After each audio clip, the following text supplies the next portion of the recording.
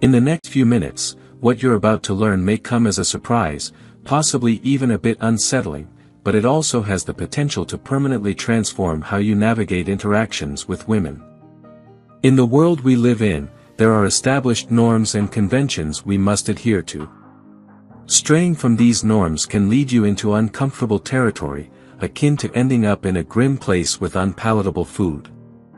These societal conventions can be considered as laws or visible rules, but there exists a second set of rules, less apparent yet equally influential. Breaking the second set of rules may not lead to legal consequences, but it can offer a solution to one of the most significant challenges many men grapple with: communicating with women. These concealed rules permeate our society, and understanding them is crucial. To comprehend their functioning, it's essential to acknowledge the two primary forms of human communication. The first is indirect communication, primarily employed by women but also widespread in society. Indirect communication is the act of conveying a message without explicitly stating it. It often serves as a safeguard against appearing impolite.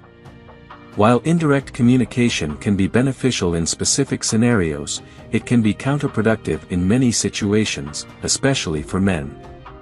Consider moments when you've been turned down, perhaps by a woman you were interested in. She might have responded with something like, "You're cute, but I'm not interested."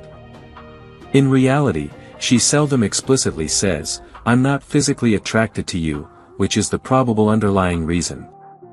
She effectively conveyed a "no" without actually saying it. Direct communication, on the other hand, is traditionally a masculine form of interaction.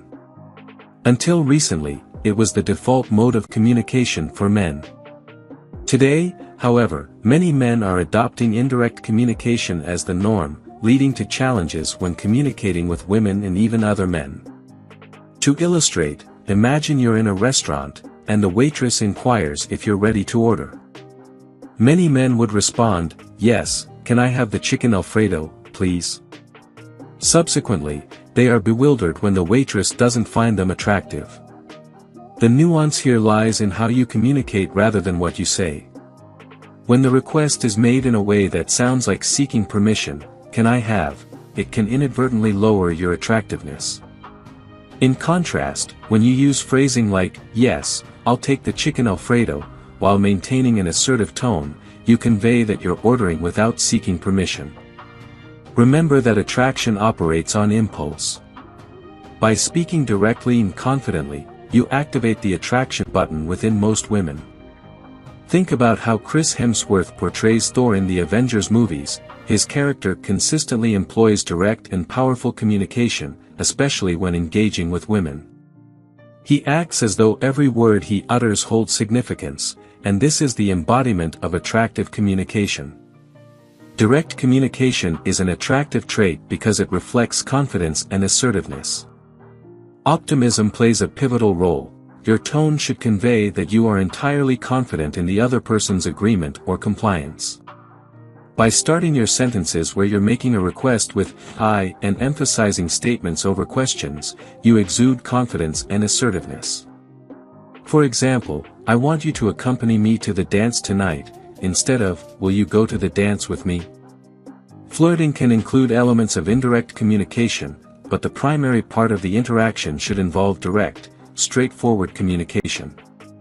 It's essential to understand that women want men to communicate directly and assertively but often anticipate the opposite, making it a significant advantage for those who get it right. Direct communication is a hallmark of dominant males and conveys confidence and self-assuredness. Positive expectations are key to this approach. If you anticipate a favorable response in a given situation, you're more likely to achieve it. Conversely, negative expectations often yield undesirable outcomes. Speaking directly and confidently also garners respect from other men, particularly from those who primarily employ indirect communication. For instance, if you're at a movie theater with a woman, and she mentions feeling cold, men using direct communication might offer their jackets without hesitation. This contrasts with men who utilize indirect communication and might miss such opportunities. Direct communication is the epitome of masculinity, akin to a warrior. In contrast, indirect communication is associated with femininity. The more feminine a man appears, the less attraction most women will feel toward him. Women, being more evolutionarily vulnerable, tend to avoid conflict, which drives their preference for indirect communication. Flirting can include elements of indirect communication, but the bulk of the interaction should revolve around direct, powerful communication. If you've predominantly used indirect communication in the past, transitioning to a direct approach may initially feel awkward, similar to learning to ride a bike. However, discomfort is a sign of growth. Remember that women are interested in who you are now and who you can become, rather than dwelling on your past communication style.